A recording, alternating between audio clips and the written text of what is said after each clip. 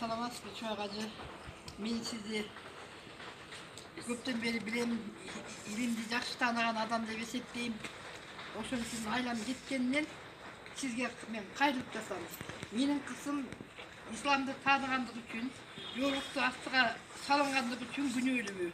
Ал мына ушундай жол менен Турцияга иштейм деп акча тапканы кеткен, мына ошол жактан ал Сирияда болуп калды. Мен 2014-жылдан бери бардык жерлерге кайрылбаган эшиктерим калган жок. Бардык жакка мен кайрылдым. Бирок жооп жок, жыйынтык жок. А менин кызым до сих пор ошол туткун болуп алкол лагеринде отурат. Азыр болсо абал аябай эле оор. Бардык региондордо согуш жүрүп жатат, аны баарыбыз билебиз. Биздин Кыргызстандын эле жарандары эмес, бардык 82 өлкөдөн барды, 73 миң ошол жерде качкындар жашап жатат. Бул эмне деген сундук? Бул ачарчылык да, ал жерде ачарчылык бар, өлүм житим бар, балдар чекечтен ооруп өлүп атышат. Бирок биздин мамлекет тынчсыз.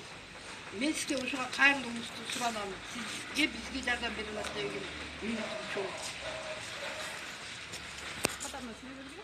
Сүйлөбүз. Biz de şu atölyelerinde geliyoruz. Ayakım şöyle şu faydalı ortalarına benim. Biz de şartta bilim yapıyoruz.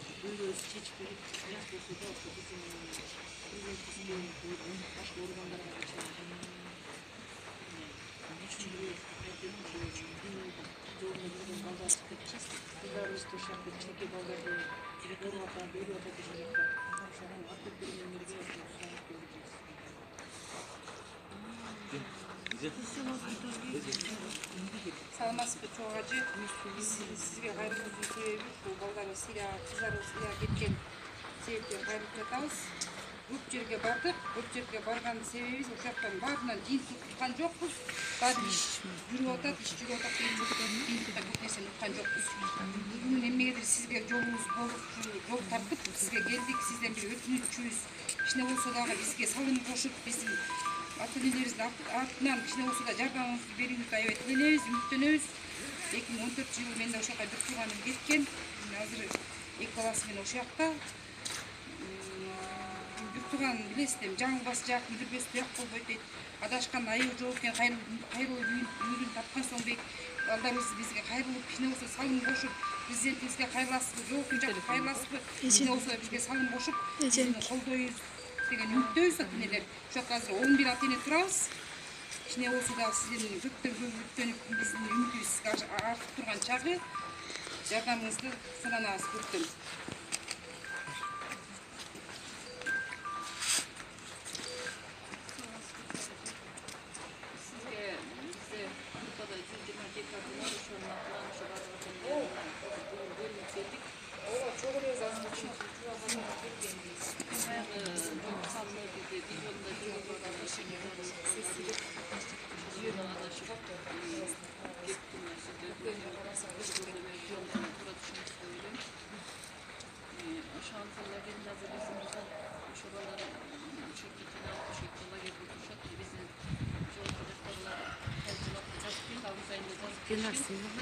Ошондон кийин башка мамлекеттер, Казакстан, башка мамлекеттерди баардыгына көрдүк. Нече күндө эмедагы Тажикстанда бар. Мечеть с ними. Россияда бар ата-энелер бар. Кече мында Казакстан канча жыл ташып келди. Мамлекеттер азыр кандай болуп акысы туура түшүнүксүз деген ойлойбуз. Булар баарыбызга белгилүү, баарыбыз жаңылабыз. Жаңылбаган эч ким жок. Эртең эмне болобуз эч ким билбейбиз туурабы. Ошондой булар атайын кыздар эмне жок жерде zapış gerek de. Hem bunlar atayın var, soğuşalı var, kalkarak yöreliği başka kıraldı geçişken yok. Bunlar hem arganda yemeleri, meseleleri menen aldan geçişti, aldan deyim var. Ben yürü otursam meseleleri bir kere aldan geçişken de kıskasın derlerinde. Ama şu meseleyle yaz peşikleri, yaz peşikleri Ты мой WhatsApp запишешь, потом мне скинешь, хорошо? Ya 5 sene varmasın, var gayrı kıraatağız, işte atağızsın, işte ince çok da içmek, yaptır bir yüzde içmek, yaptır bir yüzde içmek. Oşun bir çoğun apil bir yüzde ait koysa bizge, hem biz başka yoldamayla hareket kılatılıksa, hem neyiz apil şirik da bizim yarandar olgandayın aslıyla kança, Türkiye'de başka memleketler, Asya'da kança adamların ölüp geliyor da sonra ölüp başka olur. Hem bizi gider oşu siyahlı da, hem böyle o cılar sözlerci var, ballarda korkunçluğu ineği var, ineği ballarda korkunçluğu dedi. Şuna hareket kılıp benim aktivite деген ümit dolu atağız emi. Cebimizin üstü olacak ciddi atağız dedim ki ciddi bir yatışalı dedim kendine kayırlı atağız, işte kadar kayırlı atağız diye bir yıl oldu lagerge gelgenlerine. Hiç kanday jiyintik çok. Ana sizge kayırılganın sebebi biz emi.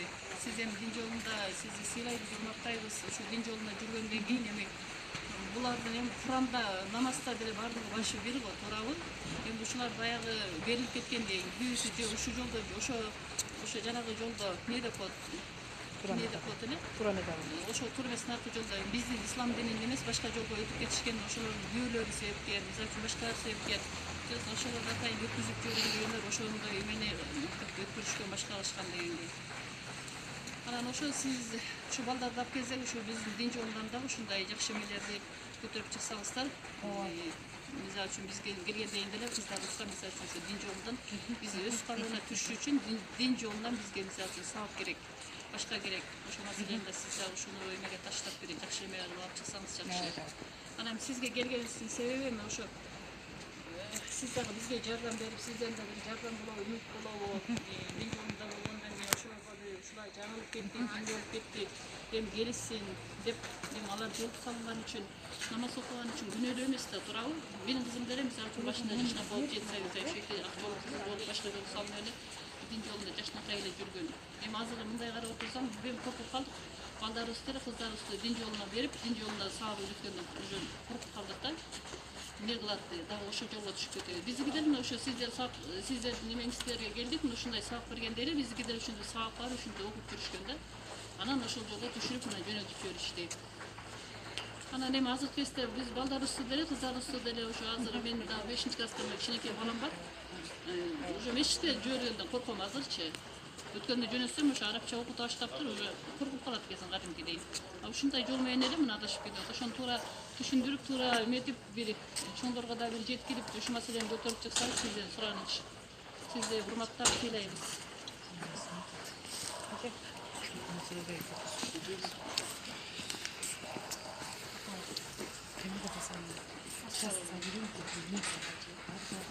Sizge hayırlı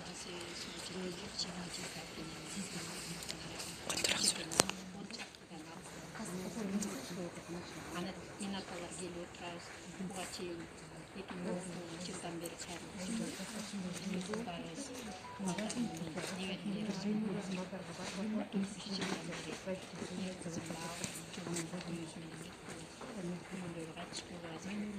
Neverileriz menен палаткада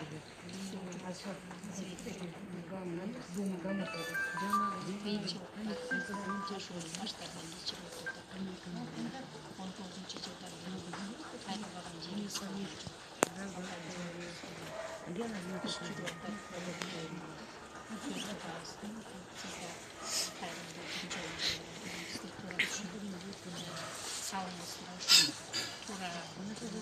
тура чечип чыгарыбыз деген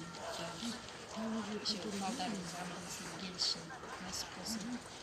Азыр кыйын акыбалда турат, бир жылдан баштап калынча жашообун жүргүзүп атат. Кыздарыбыз күндүн жашоо шарттары кыйын.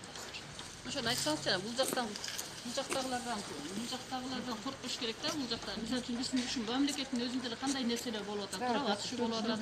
Эмедеги эмне эле тиги Тажикстан жакта мел чек арада эмелер болуп атат, бул жакта эле атышуу күндө митинг болуп атат. Мисалы үчүн биздин кыздарда эмне коркунуч бар? Мисалы үчүн эмне коркушат, эмнеге коркунуч бар? Ал деле бизде ошо жалгыз пенделер, адамдар да туурабы? Биздин мамлекетте деле кандай эмелер болот, андан жаман эмелер болуп атат го. Андан коркпой эле ошо биздин кыздарды ошол жарандарды алып келгенден коркушабы. Ал деле ошол жактын жараны, ошолордун балдары, кыздары, мисалы үчүн ошол жактын балдары келген балдар бир жакшы эмелерден чыгып бир ушу Кыргызстанга кереги жараган бир жакшы балдардан болот. Ким билет, туурабы? Бир жакшы ошондой. Ошон үчүн алып келиш керек. Ошончо жарандарыбыз канча деген мына самолет келсе, асман күркүрөп калса, самолет келди, Кыргызстан келди деп ушинтип турушат экен. Эшикке чуркап чыгышып бардыгы.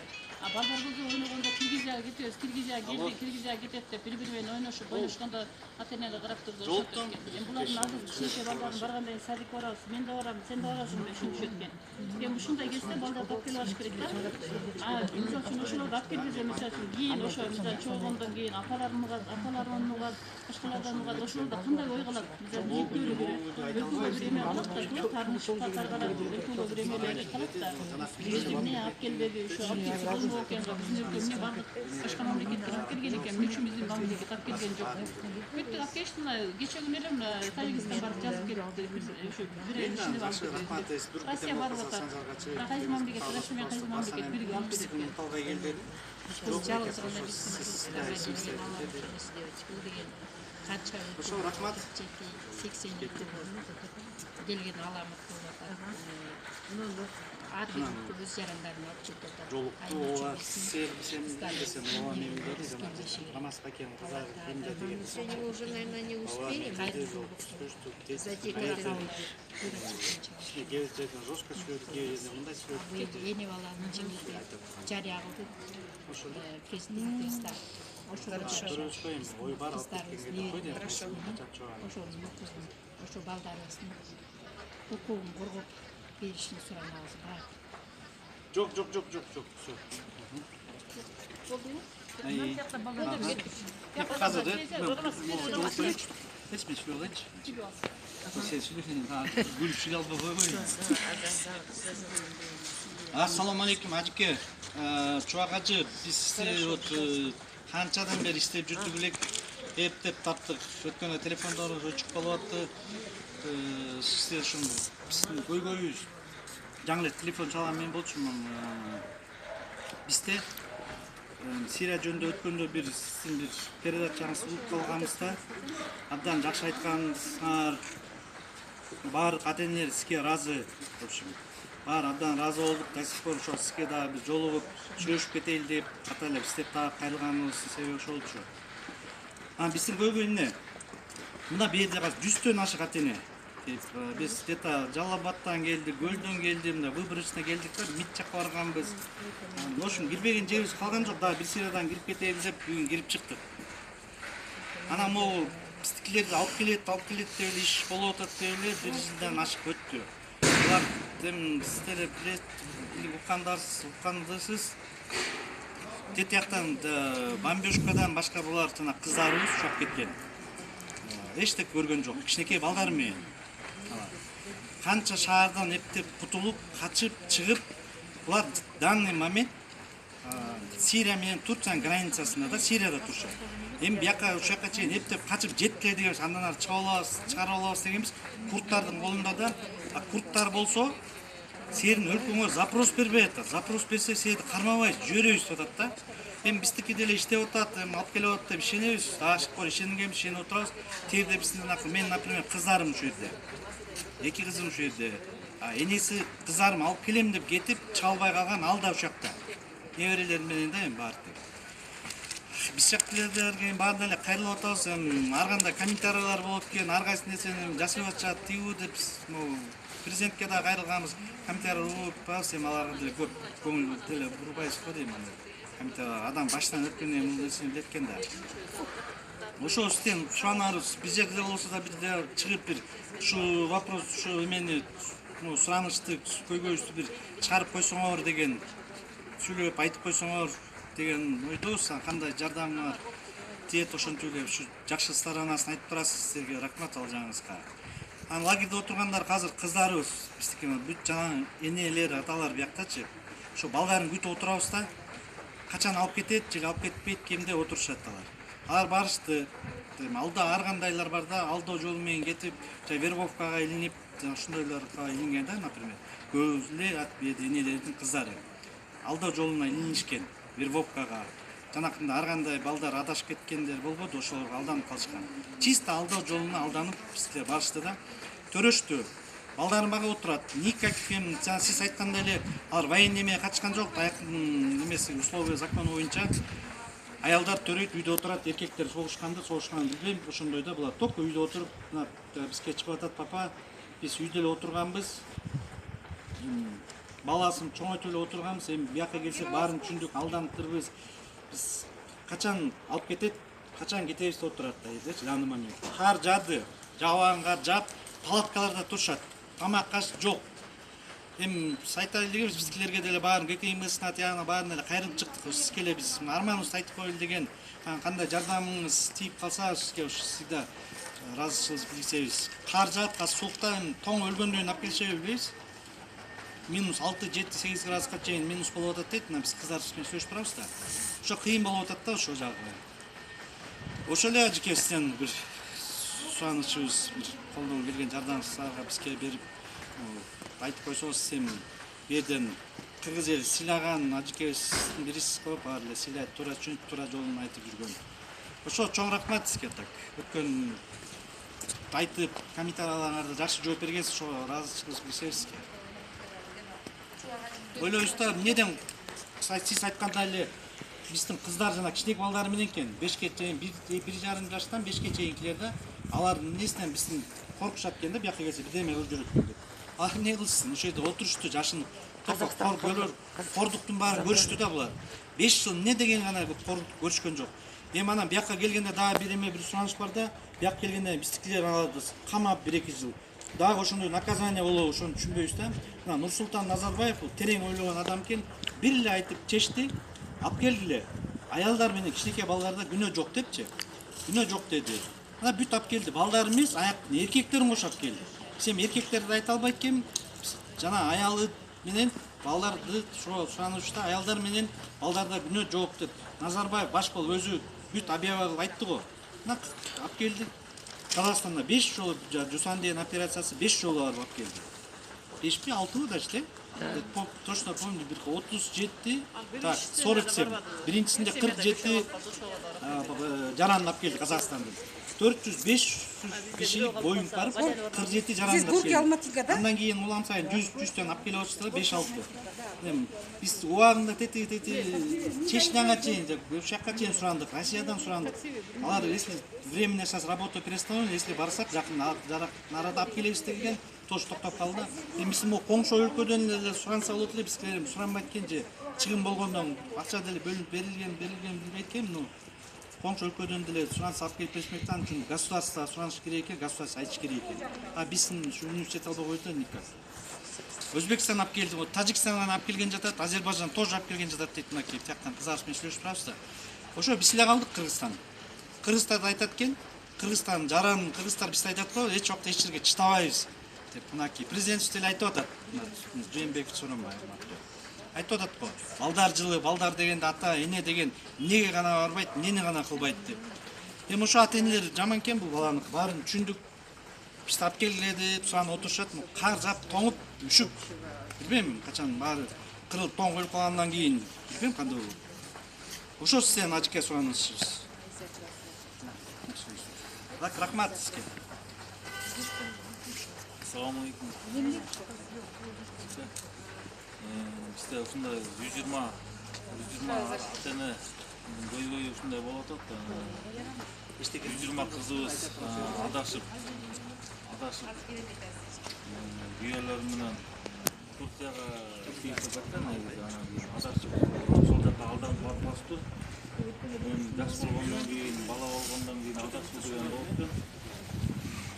Баламыз биз 40-ка чыгып калып да адашып кетебиз, кээде туура эмес ойлонуп алабыз, туура эмес кылып алабыз, анан кийин барбаган жерлерибиз калган жок. Бул энелерди, эне менен бала, балдар адашып, палаткада азыркы кезде 2-3 градус 5 градус менен суук болуп атыптыр ошо палаткада 120 кызыбыз 5 жашка чейинки балдар 1 жаштагы балдарда эмне күнөө ошо палаткада ачка кыйнап алышат. Бул жерде 120 эн атанын бейбирлеринин жалгыз кызы ошол жакта жайгашкан. Бүт барлар Кийин абалда азыр. Ушундай көйгөйлөргө бири-бирибизге биз бир турганбыз, жардам беришибиз керек. Ну, пока не надо. Если мен Азиз эжеге айткам, болсо жөнөттүм. Азиз эже, если министрге келгенде жанагы эме Разак Казжан Мадмар скоро киребиз. Ошондо мен аларга айтып алдым. Жардам кылып жатышат анан. Чист эмелер бар деп. Если алар сураса да, болсо, надо айтсам все подкан ел бар да. Түшүнө албай жатабыз, ошо адашуу менен кетип калыштыр ошо. Эми президентке да кайрылдык. Башка болгон жактын баарына кайрылып көрдүк. Анан ошо Телефон çaldı da. жардам бериш керек. Yakta bilet al. Эске. Bir çoğunlukla yaktan bilet al.